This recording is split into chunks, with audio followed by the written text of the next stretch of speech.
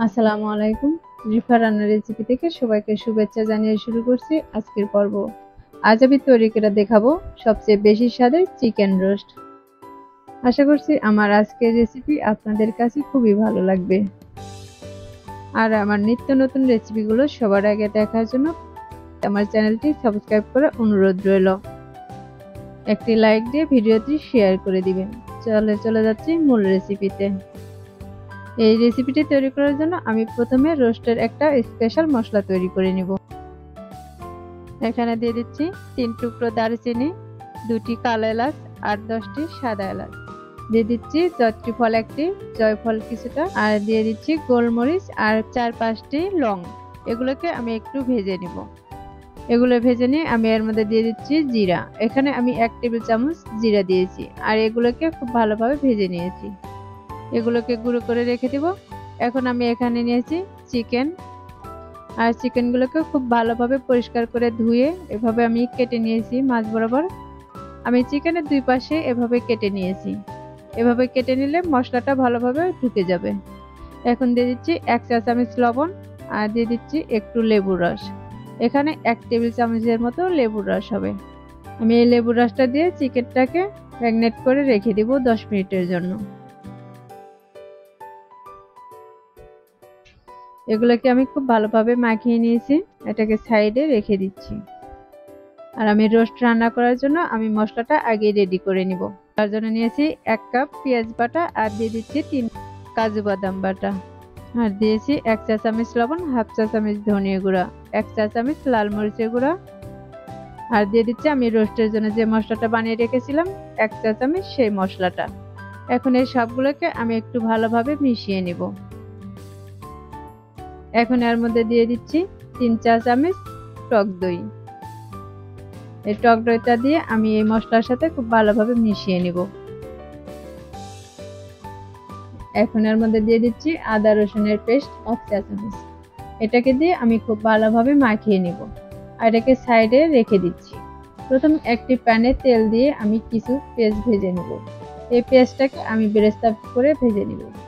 আর রোস্টের ক্ষেত্রে পেঁয়াজের বেরেস্তাটা কিন্তু অবশ্যই দিতে হয়। এখন দিয়ে দিচ্ছি 1 চা চামচ ঘি, আর এই ঘিটা দিয়ে পেঁয়াজটা বেরেস্তা করে নিলে এর ফ্লেভারটা অনেক সুন্দর আসে। এটা যদি হাতের কাছে না থাকে তাহলে এটা দেওয়ার প্রয়োজন নেই। আমি পেঁয়াজগুলোকে এভাবে লাল ব্রাউন করে ভেজে নিয়েছি। এখন এগুলোকে আমি উঠিয়ে নিচ্ছি। এগুলো ওঠানো হয়ে গেছে। আমি এখন এই তেলের মধ্যেই দিয়ে দিচ্ছি চিকেনগুলো। আমি এক এক করে সবগুলো চিকেন দিয়ে দিচ্ছি। আর এটাকে এক পাশে একটু কালার চলে আসলে উল্টিয়ে নিব। এটাকে খুব কড়া করে ভাজবো না, দুই পাশে হালকা কালার চলে আসলে এগুলোকে উঠিয়ে নিতে হবে। আমি এই চিকেনগুলোকে আবারও একটু উল্টিয়ে নিচ্ছি। এগুলো ভাজা হয়ে গেছে, এখন আমি এগুলোকে তেল ঝরিয়ে উঠিয়ে নিচ্ছি। এই চিকেনগুলোকে খুব কড়া করে ভাজার প্রয়োজন নেই। কড়া করে ভাজলে দেখা যায় উপর থেকে শক্ত হয়ে যায়, চিকেনগুলো খেতে ভালো লাগে না। এই তেলের মধ্যে দিচ্ছি একটি পেঁয়াজ কুচি আর একটি তেজপাতা, দিয়ে দিচ্ছি 3 টুকরো দারচিনি, 3টি সাদা এলাচ। এগুলোকে দিয়ে আমি একটু ভেজে নেব। এখন এর মধ্যে দিয়ে দিচ্ছি যে মশলাটা রেডি করে রেখেছিলাম সেই মশলাটা। এই মশলাটা দিয়ে আমি তেলের সাথে খুব ভালোভাবে মিশিয়ে নেব। রোস্ট রান্না করার ক্ষেত্রে কিন্তু মশলাটা খুব ভালোভাবে কষিয়ে নিতে হবে। কষানো করতে গেলে উপরে এভাবে তেলটা ভেসে উঠবে। আমি এর মধ্যে সামান্য আরেকটু পানি দিয়ে মশলাটাকে আরো একটু কষিয়ে নিব। মনে হয় যে মশলাটা নিচ থেকে লেগে যেতে, তাহলে আবারও পানি দিয়ে কষিয়ে নেবেন। আমার কষানো হয়ে গেছে। এখন আমি চিকেন গুলো দিয়ে দিচ্ছি আর মশলাটাকে ভালোভাবে মিশিয়ে নিচ্ছি। আমি চিকেনটাকে একটু উল্টিয়ে মশলাটা লাগিয়ে নিচ্ছি। আমি এই চিকেন গুলোকে মশলার সাথে কষিয়ে নেব। এখন দিয়ে দিচ্ছি 1 কাপ লিকুইড দুধ। আপনারা চাইলে এখানে গুঁড়ো দুধটাও ব্যবহার করতে পারেন। আর দিয়ে দিচ্ছি হাফ কাপ পানি। এখন দিয়ে দিব পেঁয়াজ বেরেস্তা। আমি যে পেঁয়াজগুলো বেরেস্তা করেছিলাম সেগুলো দিয়ে দিচ্ছি। এখন দিয়ে দিচ্ছি 1 চা চামচ চিনি।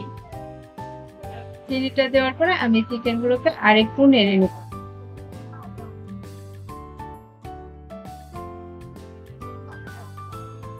পেঁয়াজ বেরেস্তা দেওয়ার পর অবশ্যই ঢাকনাটা ঢেকে রান্না করতে হবে। 10 মিনিট পর আমি ঢাকনাটা উঠিয়ে নিচ্ছি, চিকেনগুলো আবারও নেড়ে দিচ্ছি। আমি এর মধ্যে কিন্তু আরো 2-3 বার নেড়ে নিয়েছি, যেন নিচে থেকে লেগে না যায়। আমার এই পর্যায়ে কিন্তু চিকেনগুলো রেডি হয়ে গেছে। যদি আপনারা ঝোলটা আরো কম খেতে পছন্দ করেন তাহলে আরো কমিয়ে নিতে পারেন। এই পর্যায়ে আমার চিকেন রোস্টটা রান্না করা হয়ে গেছে। এখন আমি একটি বাটিতে উঠিয়ে নিচ্ছি। দেখতে পাচ্ছেন এই রোস্ট গুলো দেখতে কত সুন্দর হয়েছে আর খুব লোভনীয় হয়েছে।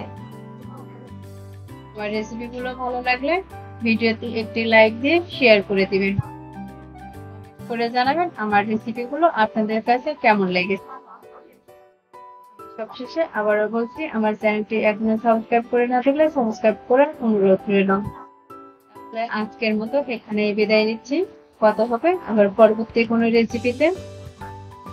তো সবাই ভালো থাকবেন, সুস্থ থাকবেন, আল্লাহ হাফেজ।